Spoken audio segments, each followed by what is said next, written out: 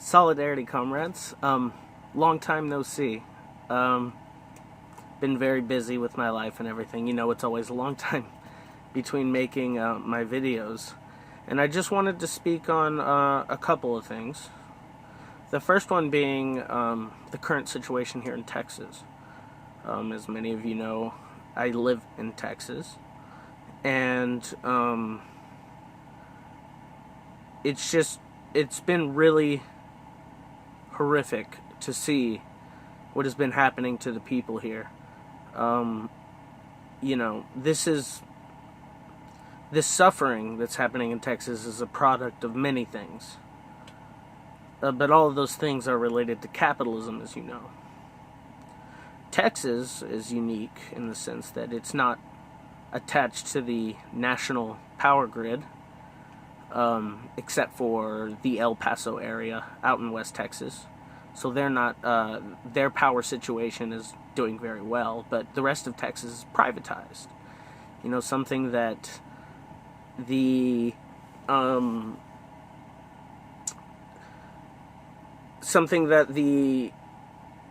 Texas politicians, elite capitalists have been so proud of. You know, how they have privatized took us off the national power grid, took us off of, you know, anything publicly owned, and completely privatized it. And because they are not attached to the national power grid, they don't have the same resources. And so in order to maintain even partial power, they have to do rolling blackouts, purposeful rolling blackouts. And this is all a product of mass privatization of power, which I believe in the 21st century, or ever since power existed, electricity is a human right, and it keeps people alive.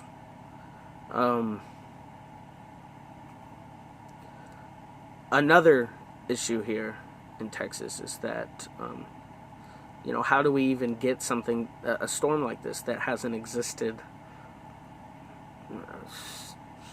Nothing has come close in ever to what we're experiencing now, but around here we haven't had even snow of this magnitude even close to it since like in 70 years. And our infrastructure isn't built for that, not just our electricity but our piping. So many people are losing water because pipes are bursting. They're not insulated like pipes in areas where there's storms and stuff. And that includes public piping, which is, of course, an austerity decision by the government. No, we don't need it, obviously. We don't salt the roads. There's no trucks salting the roads. We have no resources to do that. We have no snow plows. It's just not something that we're equipped to do, and it's not something that, since we're not in a society that is, you know, collectively working together, it's not so easy for us to be able to ask a neighboring state for their resources, or another state to send down snowplows or resources, because everything's privatized. It has to be done through the corporation, and if it's not profitable, then it's not going to help.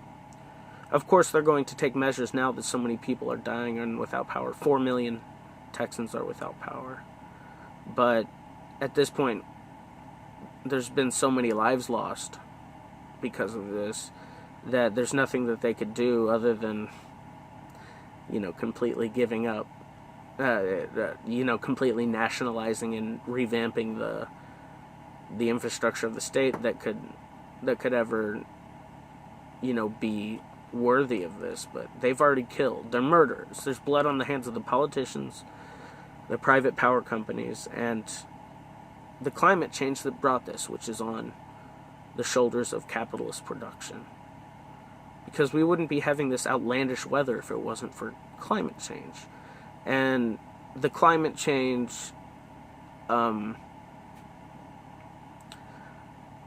is obvious. This is not something that's experienced here. And it's just more evident of the volatile climate that our Earth is facing, and that if we don't stop this destructive capitalist production now, then there's going to be no humanity left to survive. Another topic I wanted to speak on is the Marib campaign in Yemen. The Houthis, which are a fiver Shia Islamic government in Yemen that has been under imperialist attack since the current phase of the war since 2015, but since 2011. And they are, most of the countries without clean water, rampant COVID, and not to mention international bombing on the Houthi and civilian populations. And the Houthis, while are not a force that I agree with politically at all, except for in one facet, they're staunchly anti-imperialist, and they are defending their homeland because their people, at least in the north of the country, have decided that the Houthis are their force to follow, are the force defending their homes, giving them what they need, and they've been under attack by the Saudi-led government, of the Houthi-led government, and other Gulf actors, as well as many of the typical NATO actors and imperialist actors, have been supporting the Saudi-led intervention, and it's been causing famine and deaths of hundreds of thousands, if not millions. But don't quote me on that. But recently, the Houthis have gone on an offensive, and something a couple of years ago that looked very dire for the Houthis. The Houthis are starting to push out the Saudi-backed forces. And also recent developments in the past few years, since my last very old video about supporting the Houthis, very early on my channel you can find, the Southern Transitional Movement, which was born out of the former socialist South Yemen. And it has a large socialist faction within it, and they have split from, they have seized the second largest city of Aden in the south of the country, where the traditionally socialist forces in Yemen existed, and they have pushed out a lot of the Houthi forces too. So the Houthi forces are being, which is the Saudi-backed forces, are being pushed out of the country and out of important places, and specifically Marib, which is a huge victory because it controls much of the power production, and oil gas pipelines in the country are going to the Houthis, the anti-imperialist forces. And the southern forces are pushing out also these imperialist-backed forces. So now we have a situation where every day it's looking like Ansar Allah, or the Houthis, are going to win and push out this imperialist aggression. And most recently, you can even see the U.S. reacting to this by Biden going against Obama and Trump's foreign policy of stopping offensive aids and weapon sales to Saudi Arabia. And many other Western powers have been speaking on this and might be following suit. So it seems that they have given up on this imperialist endeavor in Yemen, and that there's not going to be any victory for the imperialists here. And let's just hope that the Yemeni people can rebuild their country and without the interference of these imperialist powers. But that's, a horrific thing that's going on. Another thing I would like to speak about, a long time ago I made a video and I delisted it about Ecuadorian socialism, because not long after that, the Alliance Paez was co-opted by Lenin Moreno, the neoliberal, who co-opted the party of the Citizens' Revolution in Ecuador. And the Citizens' Revolution in Ecuador is, I would say, a social democratic project, but it's also an anti-imperialist project. And it has been helping, it has been part of this pink tide of Evo Morales and the MAS party in Bolivia, the Bolivarian project in Venezuela,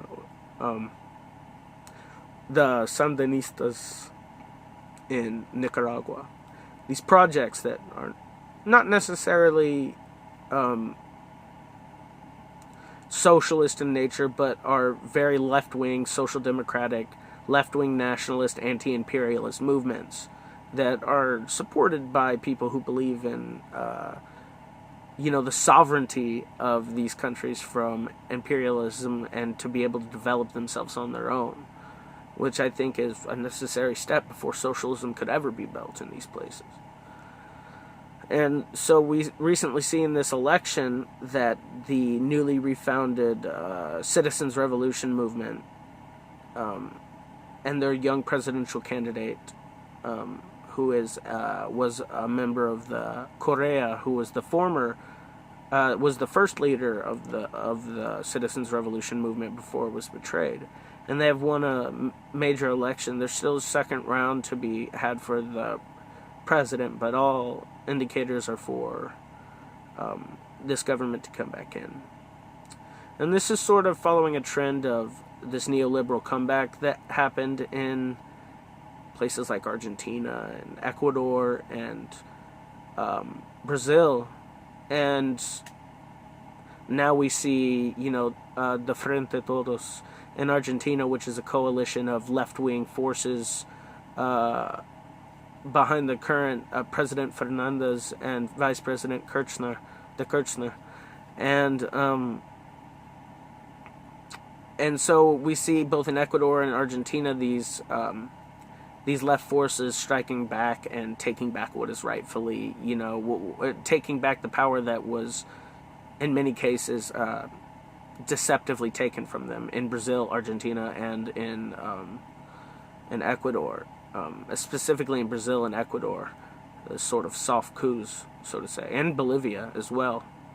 So we see that Latin Americans don't want anything to do with neoliberalism or imperialism, and they want to determine for themselves. And most of these movements are rooted deeply in indigenous ideas. So I think that we have to hope for. And in the upcoming election in Peru, the highest. Because there's been a political crisis in Peru recently, the highest slated person to be elected is the member of the Communist Party. Or not Peru, but in Chile. In Chile, not Peru, in Chile. In their next election. So we can hope to see Latin America further get rid of the shackles of imperialism. And other than that, those were the three main topics I wanted to talk about. Yeah, thank you. And I say this, but I'm going to try to get more out there. If you want to join in America, if you want to join a strong anti-imperialist revolutionary communist party based on the dialectical sciences, Marxism, Leninism, join the Party of Communist USA. You can. Their website is partyofcommunistusa.org, and you can get all the information you need on Facebook or anywhere like that, and join up and start, trying to build a better world with us. And yeah, if you liked this, subscribe, like, all of that good stuff. Notification bells, I think they say. I don't know. They say call to actions like this actually help. So I'm going to see if that's true. And I want to say thank you to Paul Moran for having me on that interview a few months ago. He's a great comrade, Irish comrade. Thank you to him.